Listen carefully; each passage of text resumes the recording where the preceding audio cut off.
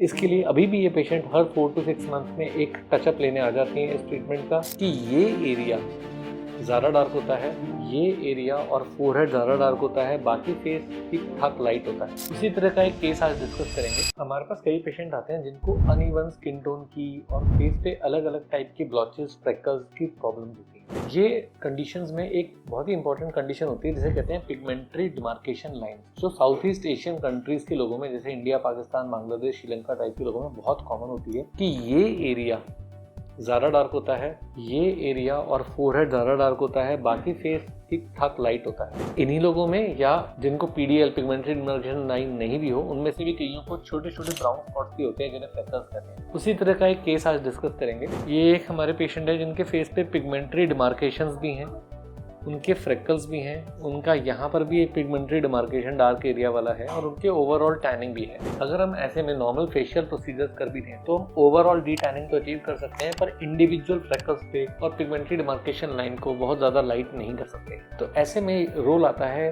Q switch laser का, जिसको लोग कार्बन लेजर फेशियल के नाम से भी जानते हैं। उसका हम यूज कर सकते हैं इवन स्किन टोन अचीव करने में और बहुत हद तक फ्रेकल्स को हटाने में। तो एग्जाम्पल से समझते हैं इसी पेशेंट में कि हमने कैसे कैसे उनकी सेटिंग्स करी और कैसा रिजल्ट आया। तो इनका फर्स्ट सेटिंग में इट वाज दिस डार्क। अगर हम 2-3 सेटिंग बाद की फोटोज देखें इनकी, फ्रेकल्स तो ऑलमोस्ट चले गए हैं, जो पिगमेंटेशन बहुत ज़्यादा डार्क का डिफरेंस था वो कम हो गया है, ओवरऑल टैनिंग देखें तो वो भी बहुत कम हो गई है। और 2-3 सेटिंग बाद की पिक्चर्स देखें, पिगमेंटेशन और कम हो गई है, टैनिंग और कम हो गई है, अब कलर मैचिंग और ईजी हो रही है। तो थोड़ा इवन स्किन टोन की तरफ लेके जा रहे हैं हम पेशेंट को। अभी भी कुछ हल्की फुल्की डार्कनेस आपको इस एरिया में और इस एरिया में दिख रही होगी। थोड़े और सेशंस के बाद this is the result which you have achieved just 1 month before. So आप देखेंगे तो ये जो डिमार्केशंस थे ये ना के बराबर हो गए हैं, नेग्लिजिबल हो गया है, फ्रेकल्स बहुत ही कम हो गए हैं, ओवरऑल टैनिंग ड्रामेटिकली रिड्यूस हो गई है। इतना ड्रामेटिक रिजल्ट केवल क्रीम से या सप्लीमेंट से अचीव नहीं किया जा सकता, नॉर्मल फेशियल से भी अचीव नहीं किया सकता। वो ओवरऑल डिटैनिंग तो कर देंगे पर एकदम पिन पॉइंट रिजल्ट नहीं दे पाएंगे। तो ये रिजल्ट अचीव करने के लिए क्यू स्विच लेजर, जिसे कार्बन फेशियल भी कहते हैं, that we have used and we have done approximately 8 to 10 sittings and this is how the result looks like.